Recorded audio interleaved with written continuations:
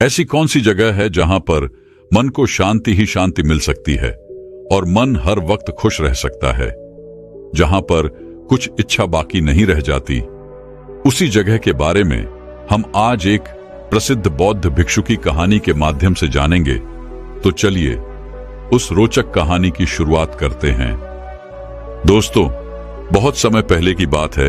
एक नगरी में एक युवक रहा करता था। कहने को तो उसके पास सब कुछ था, माता पिता, बच्चे, पत्नी, रहने के लिए अच्छा घर, खाने के लिए अच्छा भोजन, पहनने के लिए अच्छे कपड़े। लेकिन फिर भी वह हमेशा चिंतित रहता, परेशान रहता। वह अच्छा कमा भी लेता था, लेकिन फिर भी उसे चैन नहीं था। उसके मन को सुकून नहीं था। वह हमेशा बेचैन रहता और सुकून की तलाश में रहता। वह अपने आसपास के कुछ लोगों को हमेशा घूमते फिरते देखता, हमेशा खुश रहते देखता। उसे लगता कि शायद जीवन का असली सुकून घूमने फिरने में है, मजे करने में है और खुश रहने में है। मित्रों के साथ अलग अलग जगहों पर घूमने जाना, मौज मस्ती करना, यही जीवन का सुकून है। तभी एक दिन उस व्यक्ति की मुलाकात एक ऐसे व्यक्ति से हुई जो हर दिन केवल घूमा करता, मौज मस्ती किया करता। इसके अलावा उसके पास और कोई काम नहीं था। उस युवक ने उस घूमने वाले व्यक्ति से कहा, मित्र, तुम्हें घूमने फिरने में तो बहुत आनंद आता होगा। हर जगह नई नई चीजें देखने को मिलती होंगी, हर जगह कुछ नया सीखने को मिलता होगा। तुम्हारे जीवन में तो बहुत खुशियां हैं, तुम हमेशा खुश रहते होगे, तुम्हारे जीवन में बहुत सुकून भी होगा, तुम चैन से अपना जीवन व्यतीत कर रहे हो। तभी उस घूमने फिरने वाले व्यक्ति ने उस दूसरे व्यक्ति से कहा, नहीं मित्र, ऐसे बिना मकसद के इधर उधर घूमना, इसमें मुझे कोई आनंद नहीं आता, इसमें मुझे कोई सुख नजर नहीं आता और ना ही मैं चैन से रह पाता हूं। मुझे तो एक घर चाहिए जहां पर मैं चैन से रह सकूं, चैन से सो सकूं, चैन से खा सकूं और अपना जीवन व्यतीत कर सकूं। जब हमारे पास एक परिवार होता है, जिम्मेदारियां होती हैं, तभी जीवन का आनंद आता है। इस तरह का अकेला जीवन भला कौन जीना चाहेगा? यूं अकेले इस जीवन को बिताना कितना भारी पड़ता है, इस बात का तुम्हें एहसास भी नहीं। मेरे जीवन में कोई आनंद नहीं है, मेरे जीवन में कोई सुकून नहीं है। उस घूमने फिरने वाले व्यक्ति की यह बात सुनकर उस व्यक्ति का यह भ्रम टूट गया कि घूमने फिरने में मजा आता है, आनंद आता है और इसी में जीवन का सुख है। तब वह व्यक्ति एक ऐसे व्यक्ति की तलाश में निकल पड़ा जो उसे यह कह सके कि उसका जीवन वह सुकून से बिता रहा है। उसने सभी से जाकर यह पता करना शुरू किया कि क्या उनका जीवन वह चैन से बिता रहे हैं। सबसे पहले वह एक व्यापारी के पास गया और उसने उस व्यापारी से कहा, आपके पास तो इतना धन है, शानो शौकत है, अच्छा खासा व्यापार है, सब कुछ अच्छा चल रहा है, आपकी जिंदगी तो बड़े सुकून से बीत रही होगी। तभी वह व्यापारी उस व्यक्ति से कहता है, कैसा सुकून? मुझे तो हमेशा यह चिंता सताती रहती है कि मेरा व्यापार कहीं डूब गया, कहीं मुझे अपने व्यापार में घाटा हुआ तो मैं क्या करूंगा। हर वक्त मेरे विरोधी मेरा व्यापार मुझसे छीनने का प्रयत्न करते रहते हैं। यदि वह मुझसे आगे निकल गए तब तो मेरा व्यापार पूरी तरह से चौपट हो जाएगा। तो ऐसे में मुझे सुकून कहां है? मैं तो हमेशा परेशान रहता हूं, चिंतित रहता हूं। उस व्यापारी की यह बात सुनकर वह व्यक्ति वहां से चल पड़ता है और फिर जाकर एक किसान से यही बात करता है। तब वह किसान कहता है, कैसा सुकून मित्र, हर वक्त ये चिंता सताती रहती है कि कहीं मेरी फसल अच्छी ना हुई तो मैं क्या करूंगा, अपने परिवार का पालन पोषण मैं कैसे कर पाऊंगा, अपने परिवार के खाने के लिए 2 वक्त की रोटियों का इंतजाम मैं कैसे कर पाऊंगा। तो ऐसे में सुकून है ही कहां, हर वक्त केवल चिंता है, परेशानी है। वह व्यक्ति उस किसान से मिलकर आगे की ओर बढ़ा। उसके बाद वह एक मजदूर के पास पहुंचा और उसी प्रकार एक अधिकारी के पास भी गया। जहां जहां वह जा सकता था, जहां जहां वह सोच सकता था, वह सबके पास गया, लेकिन उसे कहीं भी कोई भी ऐसा व्यक्ति नहीं मिला जो यह कह सके कि उसके जीवन में खुशियां हैं, उसके जीवन में वह सुकून है और वो अपने उस जीवन को बड़ी ही सुकून के साथ जी रहा है और उसे अपने जीवन में अब कुछ नहीं चाहिए। जो कुछ चाहिए था वो उसे मिल चुका है। जब वह सबसे मिलकर थक चुका और उसे कोई ऐसा व्यक्ति नहीं मिला, तब वह राजा के पास पहुंचा और उसने राजा से कहा, है महाराज, यदि आपकी आज्ञा हो तो मैं आपसे एक प्रश्न पूछना चाहता हूं। राजा ने उस युवक की बात सुनी और उस युवक से कहा, अवश्य। तभी वह व्यक्ति राजा से कहता है राजन, क्या आपके जीवन में सुकून है? आपके पास तो वह सब कुछ है जो एक व्यक्ति को चाहिए, धन, दौलत, ऐश्वर्य, वैभव, शान और शौकत। आपके पास तो किसी चीज की कोई कमी नहीं है। जो चीज आपको चाहिए वह आपको तुरंत मिल जाती है, और मुझे लगता है कि आप ही वो हैं जो अपने जीवन को सुकून के साथ जी रहे होंगे। तो क्या आपके जीवन में सुकून है? राजा उस युवक की यह बात सुनकर जोर से हंस पड़ा और कहने लगा, युवक, जो सुकून तुम अपने जीवन के लिए ढूंढ रहे हो वही तो हम भी ढूंढ रहे हैं। कहने को तो हमारे पास सब कुछ है, पर हमेशा कुछ ना कुछ कमी लगी ही रहती है। बस वही छोटी सी कमी हमारे जीवन का सुख, चैन सब लूट कर चली जाती है। लेकिन यदि तुम्हें कहीं सुकून मिल जाए तो मुझे भी अवश्य बताना, क्योंकि हमें भी अपने जीवन में सुकून की सख्त आवश्यकता है। हम भी अपने जीवन को चैन से जीना चाहते हैं। राजा की यह बात सुनकर वह युवक निराश होकर वापस घर की ओर लौट रहा था, और उसे यह भी यकीन हो चुका था कि किसी भी मनुष्य के जीवन में कभी भी सुकून जैसी कोई चीज नहीं हो सकती। एक मनुष्य हमेशा अधूरा ही रहता है, वह हमेशा बेचैन ही रहता है। उसकी इच्छाएं कभी पूरी नहीं हो सकती, वह कभी भी तृप्त नहीं हो सकता। वह यह सोचता हुआ अपने घर की ओर आगे बढ़ रहा था कि तभी उसने एक वृक्ष देखा। वह वृक्ष उसे अति सुंदर लग रहा था, जिस कारण वह वहीं पर बैठ गया और मन ही मन यह बड़बड़ा रहा था कि इस दुनिया में कोई सुखी नहीं है। हर कोई अपनी अपनी समस्याओं से परेशान है। किसी को किसी चीज की कमी है, तो किसी के पास सब कुछ होते हुए भी वह अपने मन से, अपने इच्छाओं से परेशान है। तभी अचानक पीछे से एक आवाज आई, और जब उस व्यक्ति ने पीछे मुड़कर देखा तो वहां पर एक साधु खड़े थे। वह साधु उस व्यक्ति से कहते हैं, बेटा, बहुत जोरों की भूख लगी है, क्या कुछ भोजन मिलेगा? तभी वह युवक उन साधु से कहता है महाराज, आप जितना कहेंगे मैं आपको उतना भोजन दूंगा, लेकिन उससे पहले आपको मेरे एक सवाल का जवाब देना होगा। उन साधु ने कहा, पूछो, तुम क्या जानना चाहते हो? तभी वह युवक उन साधु से कहता है महाराज, मैं तो बस इतना जानना चाहता हूं कि क्या इस सृष्टि में कोई ऐसा व्यक्ति है जिसके जीवन में सुकून है? मैंने बहुत तलाश की, मैंने कई लोगों से बात की, उनके बारे में जाना, उनके जीवन के बारे में जाना, लेकिन हर कोई एक ही बात कहता है कि वह अपनी कुछ ना कुछ समस्याओं से हमेशा परेशान ही रहते हैं। उन्हें एक पल के लिए चैन नहीं है। यहां तक कि मैं राज्य के राजा के पास भी गया था, उन्होंने भी यही बात कही कि किसी न किसी चीज की कमी के कारण हमेशा मन बेचैन रहता है, इसे एक पल के लिए चैन नहीं रहता। तभी वह साथ उस युवक की इस बात का जवाब देते हुए कहते हैं, बेटा, तुम गलत खोज रहे हो। इस सृष्टि में जितने भी व्यक्ति हैं सभी के पास सुकून है। यह बात सुनकर वह व्यक्ति चौंक उठा और उन साधु से कहता है, यह आप क्या कह रहे हैं? मैंने हर जगह खोजबीन की, हर जगह लोगों से पूछताछ की, लेकिन किसी ने भी यह नहीं कहा कि वो अपना जीवन सुकून से बिता रहा है। और दूसरों की बात क्या करना, मैं तो खुद अपने जीवन में किसी न किसी इच्छाओं को लेकर, किसी न किसी परिस्थितियों को लेकर हमेशा चिंतित ही रहता हूं। फिर भला आप ये कैसे कह सकते हैं कि सबकी जिंदगी चैन से भरी हुई है, सभी के जीवन में सुकून है? तभी वह साधु उस युवक की इस बात का जवाब देते हुए कहते हैं, बेटा, जिस सुकून की तलाश तुम कर रहे हो वह सभी के जीवन में है। बस फर्क इतना है कि हम मनुष्य हमेशा उन चीजों के पीछे भागते रहते हैं जो हमारे पास नहीं होती। तभी वह युवक उन साधु से कहता है महाराज, आप क्या कहना चाहते हैं? मुझे आपकी बात समझ नहीं आई, कृपया आप इसे साफ स्पष्ट तौर पर समझाइए।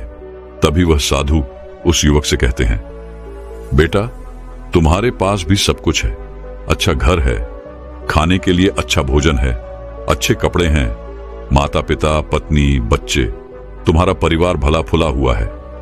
लेकिन तुमको अपनी इच्छाओं की पूर्ति करनी है, जैसे कि अभी तुम यह जानना चाहते हो कि क्या किसी के जीवन में सुकून है।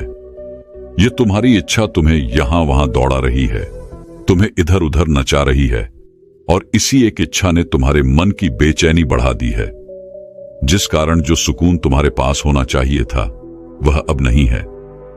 तभी वह युवक उन साधु से कहता है महाराज, मुझे आपकी बात अभी भी समझ नहीं आई, आखिर आप क्या कहना चाहते हैं?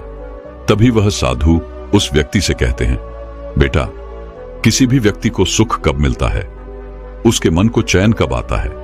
तभी वह युवक उन साधु की इस बात का जवाब देते हुए कहता है महाराज, जब किसी मनुष्य की कोई इच्छा पूरी हो जाए, जब वह कोई चीज चाह रहा हो और उसे वे मिल जाए, तो उसका मन अति प्रसन्न होता है, और जब वह उस चीज को पा लेता है तभी उसे चैन मिलता है। तभी वह साधु उस व्यक्ति से कहते हैं, तुमने बिल्कुल ठीक कहा, लेकिन मेरी एक बात याद रखना कि इच्छाएं कभी भी हमें सुकून वे चैन नहीं दे सकती, चाहे तुम अपनी कितनी भी बड़ी इच्छाओं की पूर्ति क्यों ना कर लो। यह तुम्हारे पास जो चैन है, जो तुम्हारे पास सुख है, यह भी तुमसे छीन लेती है। तभी वह युवक उन साधु से कहता है महाराज, तब क्या हमें अपनी इच्छाओं की पूर्ति नहीं करनी चाहिए? क्या हमें सुख के पीछे नहीं भागना चाहिए? तभी वह गुरु उस व्यक्ति से कहते हैं, बेटा, मैं ऐसा नहीं कह रहा कि तुम्हें अपनी इच्छाओं की पूर्ति नहीं करनी चाहिए, लेकिन जिस चैन की तलाश में तुम हो, जिस सुकून की तलाश में तुम हो, यह सभी के पास है, यह मिलता नहीं है, यह तो सबके पास ही है। बस इसके लिए तुम्हें एकांत चाहिए, और जब तुम एकांत में इसे देखते हो, इसे समझते हो, तो आनंद की वर्षा होती है। जिस व्यक्ति के पास एकांत है उसके पास आनंद भी है, और जिस व्यक्ति के पास आनंद है वह दुनिया का सबसे मजबूत और सबसे शक्तिशाली व्यक्ति है। ऐसा मनुष्य किसी भी स्थिति में, किसी भी परिस्थिति में डगमगाता नहीं है, चाहे सुख हो या फिर चाहे वह अपने अंतिम समय को ही क्यों न प्राप्त कर रहा हो, लेकिन वह आनंद से भरा रहता है, उसका मन खुशहाली से भरा रहता है। तभी वह युवक उन साधु से कहता है महाराज, आखिर आप ये सब क्या बातें कर रहे हैं? मुझे अब तक आपकी कोई भी बात पूरी तरह से समझ नहीं आई। यदि आप कोई उदाहरण देकर बताएं तो मुझे और अच्छे से समझ में आ सकता है।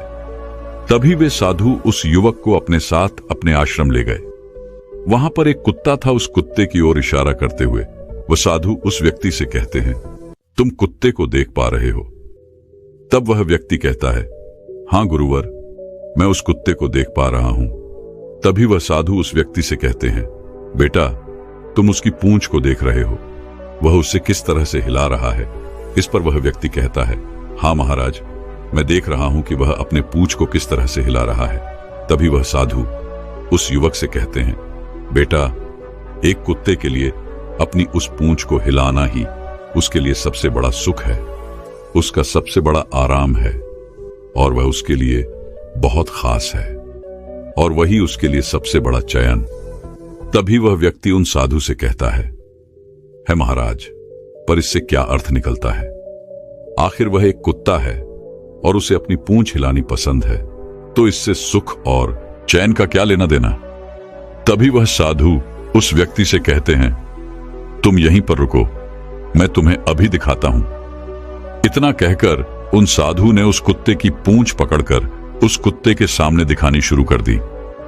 उस कुत्ते ने जैसे ही अपनी पूंछ देखी, वह उसे पकड़ने के लिए गोल गोल भागना शुरू कर देता है, लेकिन वह अपनी उस पूंछ को पकड़ नहीं पाता। भागते भागते वह गिर जाता है, लेकिन फिर उठकर अपनी उस पूंछ को पकड़ने के लिए वह गोल गोल भागना शुरू कर देता है। इस प्रकार वह लगातार कोशिश कर करके थक जाता है और परेशान होकर फिर वह चुपचाप बैठ जाता है। यह सारा दृश्य वह युवक और वह साधु चुपचाप खड़े होकर देख रहे थे। तभी साधु उस युवक से कहते हैं, बेटा, तुमने देखा, हमारे पास भी सुकून ऐसा ही रहता है जैसे कि उस कुत्ते की पूंछ। जिस तरह वह कुत्ता अपनी पूंछ को पकड़ने के लिए गोल गोल भाग रहा था, ठीक उसी प्रकार हम भी अपने जीवन में सुख, चैन और सुकून को पाने के लिए जीवन भर भागते ही रहते हैं। हमारे पास जो है हम उसी को ढूंढते रहते हैं। तभी वह युवक उन साधु से कहता है महाराज, मुझे आपकी बात अब कुछ कुछ समझ में आ रही है, लेकिन अभी भी मैं साफ और स्पष्ट तौर पर आपकी बातों को समझ नहीं पा रहा। अगर आप मुझे मेरा सुकून दिखाएंगे ही नहीं तो मुझे भला कैसे समझ में आएगा कि मैं किस चीज को लेकर चिंतित हूं। और मैं किस सुकून के पीछे भाग रहा हूं। तभी वह साधु उस युवक को लेकर एक तालाब किनारे पहुंचा जहां एकांत था। चारों तरफ हरियाली थी, पेड़ पौधे लगे हुए थे। तभी वह साधु एक पेड़ की छाया में जाकर आंखें बंद करके बैठ जाते हैं। यह देखकर वह युवक यह सोचता है कि शायद अब वह गुरुवर मुझे मेरा सुकून दिखाने जा रहे हैं। अब वह कोई ऐसा चमत्कार करेंगे जिससे मैं यह समझ जाऊंगा कि मैं कौन से सुकून के पीछे भाग रहा हूं। वे साधु ध्यान में लीन हो गए और वह व्यक्ति चुपचाप वहीं पर खड़ा होकर किसी चमत्कार का इंतजार करने लगा। लेकिन देखते ही देखते काफी समय बीत गया और अब तक कुछ भी नहीं हुआ था। और अब उसका मन विचलित होने लगा। उसके मन का जो चैन था वह खोने लगा। वह क्रोधित होने लगा। उसने यह सोचा कि मैं आखिर कब से यहां पर खड़ा हूं और यह साधु बैठकर आंखें बंद करके मजे से पेड़ की छाया ले रहे हैं। उसने उन गुरुवर से कहा, है गुरुवर, आप ये क्या कर रहे हैं और आप आंखें बंद करके क्यों बैठे हैं? आपने तो यह भी नहीं बताया कि आप मुझे यहां पर क्यों लाए हैं। जब आप मुझे यहां पर लाए थे तो मुझे लग रहा था कि अब मैं अपने आप को जान पाऊंगा, मैं किस चीज के पीछे भाग रहा हूं, मेरा सुकून किस में है, मैं ये देख पाऊंगा। लेकिन आप तो यहां पर आकर खुद ही पेड़ की छाया में बैठकर आंखें बंद करके पता नहीं किस चीज का आनंद ले रहे हैं। लेकिन वह साधु कुछ नहीं कहते, उस युवक की किसी बात का जवाब नहीं देते। यह देखकर वह युवक अत्यधिक क्रोधित होता है और उनसे न जाने क्या क्या कहने लगता है। इधर उधर टहल कर आता है इस इंतजार में कि अब वह साधु आंखें खोलेंगे और उसके सवालों का जवाब देंगे। लेकिन देखते ही देखते समय बीतता जा रहा था और काफी समय के बाद अब उस व्यक्ति को प्यास लग चुकी थी। उसने पासी के तालाब से पानी पिया और एक पेड़ की छाया में जाकर वह बैठ गया। काफी देर के बाद भी जब उन साधु ने अपनी आंखें नहीं खोली तो उसे बैठा नहीं रहा गया। वह वहीं पर लेट गया, आकाश की ओर देखने लगा और उसने यह भी उम्मीद छोड़ दी थी वे साधु उसके किसी भी सवाल का कोई जवाब देंगे। वह चुपचाप होकर केवल लेटा रहा। तभी अचानक कुछ समय बाद उसे कुछ आवाजें सुनाई देने लगी। पक्षियों की आवाज, जानवरों की आवाज, पानी की आवाज, हवाओं के बहने की आवाज, जिसे सुनकर उसे बड़ा आनंद आ रहा था। उसे बड़ा चैन मिल रहा था। यह सुनते सुनते उसका मन पूरी तरह से शांत हो गया और उसे नींद आ गई।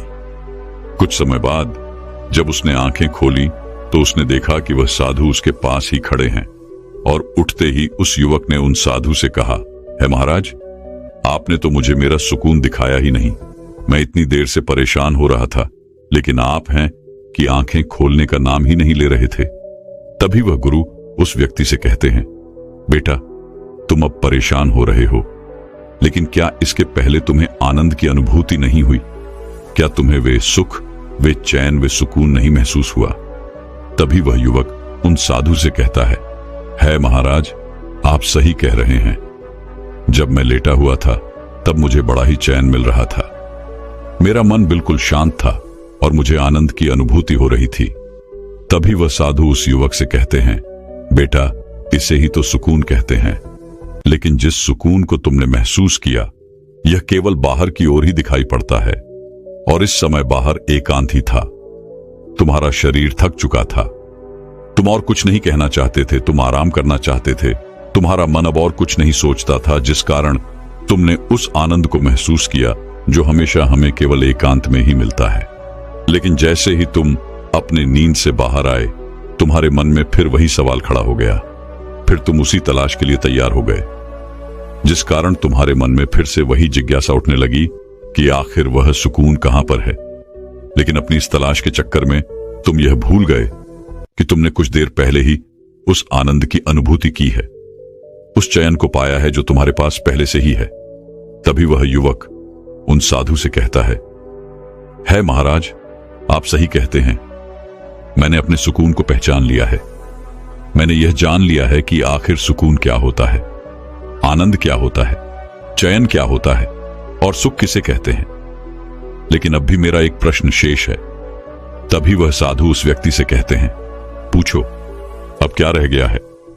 तभी वह युवक उन साधु से कहता है महाराज, आपने मुझे आनंद की अनुभूति तो करवा दी, लेकिन अब मैं यह जानना चाहता हूं क्या इसके लिए मुझे अपना घर बार छोड़ना होगा? क्या मैं अपना हर कार्य छोड़कर किसी एकांत जगह पर या किसी तालाब के किनारे जाकर इस तरह से बैठा रहा हूं? इससे तो मेरा जीवन नहीं चलने वाला। और अगर ऐसा ही है तो फिर से मैं कभी भी उस आनंद की अनुभूति नहीं कर पाऊंगा। तभी वह साधु मुस्कुराने लगे और उस व्यक्ति से कहते हैं, बेटा, जिस आनंद की अनुभूति तुमने की थी वह तो केवल कुछ पलों का था और वह बाहर की ओर था, और वह आनंद बाहर की परिस्थितियों पर निर्भर करता था। लेकिन जिस एकांत की तुमने अनुभूति की थी, यदि तुम उसे अपने भीतर की ओर उतार लो तो तुम हमेशा ही अपने उस सुकून को पा सकते हो, उस आनंद की अनुभूति कर सकते हो। उसके बाद तुम चाहे कहीं भी रहो, चाहे भीड़ में ही क्यों ना रहो, इस संसार के सारे कार्य करते हुए भी तुम हमेशा एकांत में रहोगे, सुकून से रहोगे। तब तुम जो भी करना चाहोगे वह तुम अवश्य कर पाओगे, क्योंकि जिस काम में आनंद होता है, सुकून होता है, एकांत में जो भी कार्य किया जाता है वह हमेशा सफल होता है। तभी वह व्यक्ति उन साधु से कहता है महाराज, पर भीतर की ओर कैसे उतरा जाता है? मैं भीतर की ओर अपने इस आनंद की अनुभूति को कैसे प्राप्त कर सकता हूं? तभी वह साधु उस व्यक्ति से कहते हैं, बेटा, इसका केवल एक ही मार्ग है और वह है ध्यान। ध्यान करके तुम अपने भीतर की ओर उतार सकते हो, अपने आप को और अच्छी तरह से जान सकते हो, पहचान सकते हो, अपने आनंद की अनुभूति भी कर सकते हो। मन के एकांत पर ध्यान दो, भीड़ का हिस्सा मत बनो, अपने शरीर की ऊर्जा को व्यर्थ न जाया करो, बल्कि इसका इस्तेमाल शांत रहकर, एकांत रहकर अपने भीतर उतरने में अपना पूरा ध्यान लगाओ। जब तुम एकांत में रहोगे तब तुम्हें तुम्हारी हर समस्या का समाधान भी मिल जाएगा और तुम्हारा काम सफल होगा, क्योंकि तुम हर काम को अपने पूरी लगन और मेहनत से कर पाओगे। और यदि तुम किसी लक्ष्य को पाना चाहते हो तो यही ध्यान तुम्हें तुम्हारे लक्ष्य तक पहुंचाने में तुम्हारी मदद भी करेगा। तुम जीवन की उन हर सफलताओं को हासिल कर सकोगे जो तुम चाहते हो। इतना कहकर वह साधु शांत हो गए और वह व्यक्ति उन साधु को प्रणाम करके कहता है महाराज, मुझे आपकी सारी बातें अच्छी तरह से समझ में आ चुकी हैं। इतना कहकर युवक अपने घर की ओर लौट आया। तो दर्शकों, चलिए अब विश्व की सर्वश्रेष्ठ अगली कहानी की शुरुआत करते हैं। ये कहानी बहुत पहले की है। एक नगरी में एक व्यक्ति रहा करता था जिसका इस संसार से मन भर चुका था, जो इस संसार की मोह माया को त्याग देना चाहता था। उसने एक दिन फैसला किया, इस जीवन की हर मोह माया को त्याग देगा। उसने अपना मन बना लिया था। उस व्यक्ति ने सन्यासियों का जीवन देखा था और उसने ये तय कर लिया था कि वह भी अब एक सन्यासी बनेगा। वह तुरंत ही अपने घर से निकलकर वो तुरंत ही पास में रह रहे एक बौद्ध भिक्षु के पास जाता है और उनसे कहता है कि मुझे एक सन्यासी जीवन जीना है। मैं अब इस संसार की वह माया को त्याग देना चाहता हूं। मुझे सन्यासी का जीवन जीना है।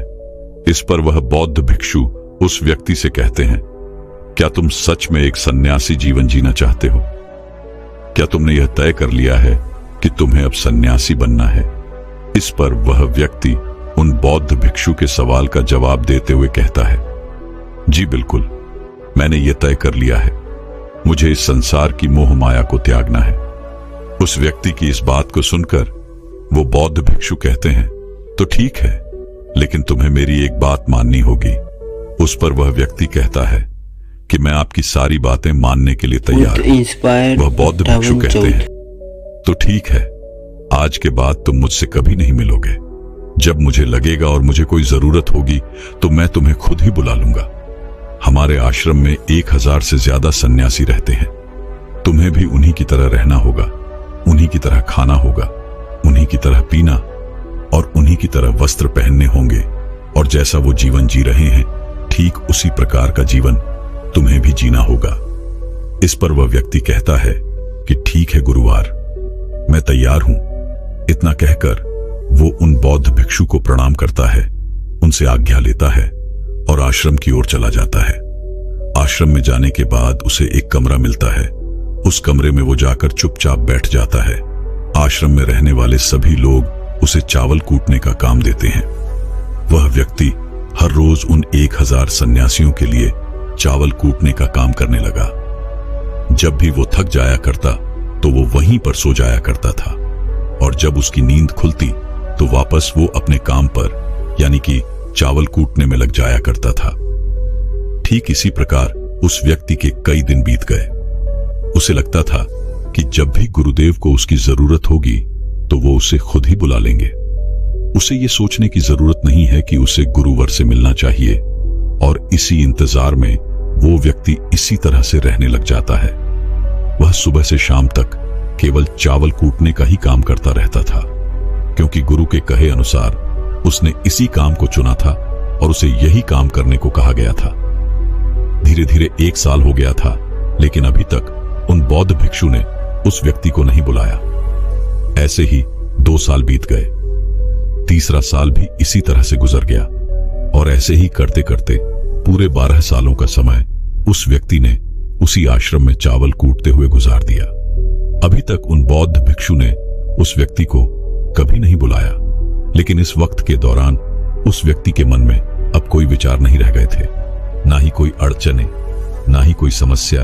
वह अपने गुरु के आदेशानुसार बस इसी काम में लगा रहता था। 12 सालों से वो इसी काम को कर रहा था, और यह काम उसकी अब एक दिनचर्या बन चुकी थी। 12 सालों के बाद वो बहुत भिक्षु काफी बूढ़े भी हो चुके थे। उन्हें लगा था कि अब उनका अंतिम समय आ चुका है, और उन्हें अब किसी एक उत्तराधिकार को चुनना ही होगा। इसलिए उन्होंने आश्रम में घोषणा करवा दी कि जो कोई भी मेरा उत्तराधिकार बनना चाहता है वो अंधेरी रात में मेरे कमरे की बाहरी दीवार पर 4 पंक्तियां लिखकर जाएगा, और उन पंक्तियों में उसे ये बताना होगा कि इस जीवन को जीने का सही तरीका क्या है, इस जीवन को किस तरह से जीना सही है। इस जीवन का सत्य लिखना होगा, लेकिन एक बात याद रखना कि उसे यह खुद से ही लिखना होगा और खुद के जीवन का अनुभव बताना होगा। जो भी यह बताने में सफल हो जाएगा वही असली उत्तराधिकारी बन पाएगा। यूं तो उस आश्रम में रहने वाले सभी उन बौद्ध भिक्षु को बहुत माना करते थे, उनका आदर किया करते थे, लेकिन इस तरह से कोई भी उन्हें धोखा नहीं देना चाहता था। उन बौद्ध भिक्षु के सामने खुद को एक सही और सफल उत्तराधिकार साबित करना बहुत ही मुश्किल था। चाहत तो सभी शिष्यों के मन में थी कि वो एक उत्तराधिकारी बने, लेकिन कोई भी ये काम करना नहीं चाहता था। लेकिन उन 1000 शिष्यों में से एक ऐसा विद्वान शिष्य था जिसने हिम्मत की और अंधेरी रात में जाकर गुरुवर के कमरे के बाहर की दीवार पर यह लिख दिया कि मन एक दर्पण की तरह है जिसमें धूल जम जाती है। उस धूल को साफ कर दो तो सत्य अनुभव में आ जाता है और सत्य मिल जाता है। यह 4 पंक्तियां उस शिष्य ने बड़ी ही हिम्मत के साथ अपने गुरुवर की कमरे की बाहरी ओर लिख दिया। अगली सुबह जब वो बौद्ध भिक्षु उठे और अपने कमरे से बाहर आए तो उन्होंने ये 4 पंक्तियां पढ़ी और उन्होंने कहा कि आखिर किस मूर्ख ने मेरी दीवार को खराब कर दिया है, उसे पकड़कर अभी मेरे पास लेकर आओ। जब आश्रम में सभी लोगों ने पता किया तो यह पता चला कि वह विद्वान शिष्य रात को ही इन 4 पंक्तियों को लिखने के बाद आश्रम छोड़कर चला गया है, क्योंकि यह विचार उसके अपने नहीं थे और उसने जाते जाते अपने मित्रों से यह भी कह दिया था कि अगर सुबह गुरुवर को मेरी ये 4 पंक्तियां पसंद आई तो तुम मुझे बता देना, और अगर इन 4 पंक्तियों को पढ़ने के बाद गुरुवर नाराज होते हैं, क्रोधित होते हैं, तो उन्हें मेरा पता कभी मत बताना। यह सब देख उस आश्रम के सभी लोग बड़े ही चिंतित हो गए थे। उन्हें समझ नहीं आ रहा था कि इतनी अच्छी 4 पंक्तियां तो लिखी गई थी, फिर आखिर गुरुवर नाराज क्यों हो रहे हैं। इतने सत्य शब्द यहां पर लिखे गए हैं कि मन एक दर्पण की तरह है जिसमें शब्दों और विचारों की धूल जम जाती है। अगर उसे साफ कर दें तो सत्य का प्रतिबिंब हमें दिखाई देने लगता है। भला इसमें कुछ गलत क्या लिखा गया है जो गुरुवर इतना क्रोधित हो रहे हैं। गुरुवर कुछ ज्यादा ही सख्त लगते हैं। देखते हैं कि गुरुवर को ऐसा उत्तराधिकारी कहां से मिलता है जिसके पास इससे भी उच्च विचार होंगे। पूरे आश्रम में सभी लोग बस यही बातें कर रहे थे कि आखिर गुरुवर को उनका मन पसंदीदा उत्तराधिकार कहां से मिलेगा। उस आश्रम में रहने वाले 4 शिष्य आपस में यही बातें कर रहे थे और वह यह बातें करते करते उस चावल कुटने वाले व्यक्ति के पास से गुजर जाते हैं। वह व्यक्ति ये सारी बातें सुन लेता है और जोर जोर से हंसने लगता है। वे चारों ये देख उस व्यक्ति से पूछते हैं कि इसमें हंसने वाली बात क्या है? तुम्हें इसमें क्या गलत लगा कि तुम्हें इस पर हंसी आ रही है? इस पर वह व्यक्ति जवाब देते हुए कहता है कि गुरुवर सही तो कह रहे हैं, किसी ना समझ ने ही ये सब लिखा होगा। यह सुन वो चारों शिष्य क्रोधित हो जाते हैं और उस व्यक्ति से कहते हैं कि तुम्हें क्या पता, तुम तो 12 सालों से सिर्फ चावल ही कूट रहे हो। तुम्हें किस बात का ज्ञान है? ना ही तुम्हें शास्त्रों का ज्ञान है और ना ही तुम्हें गुरुवर ने कभी भी कोई ज्ञान दिया है। फिर तुम्हें क्या पता है? अगर तुम्हें इतना ही ज्ञान है तो तुम ही कोई अच्छे शब्द क्यों नहीं बता देते? वह व्यक्ति हंसते हुए कहता है कि ठीक है, मैं जरूर बता दूंगा, लेकिन इतने सालों से मैं चावल कूट रहा हूं तो मुझे लिखने की आदत अब नहीं रही। मैं लिखना भूल गया हूं। मैं बातें तो बता दूंगा, लेकिन किसी को लिखना पड़ेगा। और यह भी याद रखना कि मुझे उत्तराधिकारी बनने का कोई शौक नहीं है, और अगर किसी ने मुझे यह उपाधि देनी भी चाहिए तो मैं इसे ग्रहण नहीं करूंगा। मैं अपने कान पकड़ता हूं, लेकिन इन विचारों को कभी नहीं बताऊंगा। इस पर वो चारों शिष्य कहते हैं कि ठीक है, तुम्हें यह उपाधि कोई नहीं देगा, लेकिन वो क्या शब्द है? तुम बताओ तो सही, हम लिखते हैं। इस पर वह व्यक्ति कहता है कि अच्छा ठीक है, तब लिखो जो मैं कह रहा हूं। कैसा दर्पण, कैसी धूल, ना कोई दर्पण ना कोई धूल। जो इसे जान लेता है वो सत्य को प्राप्त हो जाता है। यह बात गुरु के कानों में पड़ जाती है। आधी रात को वह गुरु व उस चावल कूटने वाले व्यक्ति के पास आते हैं और उसे कहते हैं कि तुम यहां से चले जाओ, वरना यहां पर रहने वाले आश्रम के सभी 1000 लोग तुम्हें छोड़ेंगे नहीं। ये मेरा चोगा ले लो। तुम मेरा उत्तराधिकारी बनना चाहो या फिर ना चाहो, इससे कोई फर्क नहीं पड़ता कि तुम उत्तराधिकारी बनो या ना बनो, लेकिन जो शब्द तुमने कहे थे वही शब्द असली सत्य है और जीवन के अनुभव को दर्शाते हैं। इसलिए मन ही मन मैंने तुम्हें अपना उत्तराधिकारी मान लिया है। और अगर यह बातें इन 1000 आश्रम के लोगों तक पहुंच जाएगी तो फिर ये लोग तुम्हें छोड़ेंगे नहीं। ये लोग बर्दाश्त नहीं कर पाएंगे कि एक चावल कुटने वाला व्यक्ति उत्तराधिकारी भला कैसे बन सकता है, जिसे शास्त्रों का भी कोई ज्ञान नहीं है। वह भला कैसे सत्य को प्राप्त कर सकता है? वह भला आत्मज्ञान को कैसे प्राप्त कर सकता है? और यहां पर शास्त्र जाने वाले सभी लोग सिर्फ सर पीटते रह जाएंगे। इसलिए तुम यहां से चले जाओ और कहीं और अपनी दुनिया बनाओ। इस पर महात्मा बुद्ध ने भी अपने एक शिष्य से कहा था कि जब तुम्हारे मन के सारे विचार शांत हो जाएंगे, तुम्हारे भीतर विचार आना बंद हो जाएंगे, उस दिन तुम्हें सत्य का अनुभव हो जाएगा। तुम सत्य का अनुभव करोगे और खुद को और इस ब्रह्मांड को भी समझ पाओगे। और यही बुद्धत्व प्राप्ति का पहला कदम है। मन को शांत करने का पहला तरीका जो बोध ग्रंथों में बताया गया है वह है खुद के विचारों पर काम करना। इन्हें अच्छे से समझना कि आखिर आपके अंदर कौन से विचार उत्पन्न हो रहे हैं, आपके अंदर आखिर क्या चल रहा है। इन्हें अच्छी तरह से और जागरूकता के साथ समझने की कोशिश करना, न कि अपने विचारों को दबाने की कोशिश करना। अगर आप अपने मन के विचारों को दबाने की कोशिश करते हैं तो यह गलत होगा, जिसकी वजह से मन और भी तेजी से भटकने लगेगा और बार बार भटकेगा। लेकिन जब भी आपको ऐसा लगने लगे कि आपका मन और भी तेजी से भटक रहा है, तो तब तुरंत उस पर ध्यान देना शुरू कर दें। उसको जागरूकता के साथ देखें, अपने विचारों पर ध्यान दें और उनका निरीक्षण करना शुरू कर दें। निरंतर प्रयासों के बाद आप यह पाएंगे कि आपके अंदर विचारों को जागरूक होकर देखने की एक आदत सी लग गई है। लेकिन उसी के साथ में आप यह भी देख पाएंगे कि आपके मन में बुरे विचार अत्यधिक उत्पन्न हो रहे हैं। आपके मन में जो भी विचार उत्पन्न हो रहे हैं वो सकारात्मक भी हो सकते हैं और नकारात्मक भी हो सकते हैं। उनसे आपको कोई भी छेड़खानी बिल्कुल नहीं करनी है। बस आपको अपने प्रयास पर काम करते रहना है। निरंतर जागरूकता के साथ अपने विचारों पर ध्यान देते रहना है।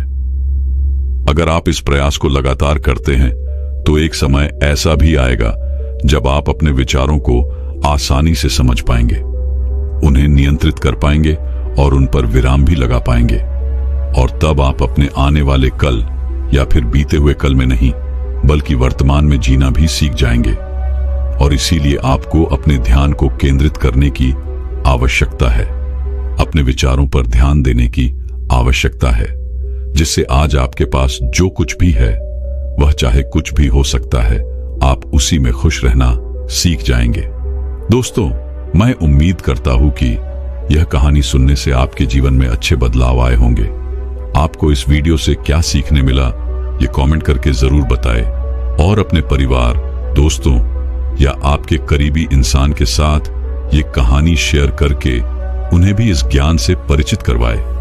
बाकी अगर आपको ये वीडियो दिल से अच्छी लगी हो तभी इस वीडियो को लाइक कर देना, और आपने अब तक इस चैनल को सब्सक्राइब न किया हो तो चैनल को सब्सक्राइब भी जरूर कर देना। आपका हर दिन शुभ हो और खुशियों से आपका जीवन भरा रहे। धन्यवाद। नमो बुद्धाय।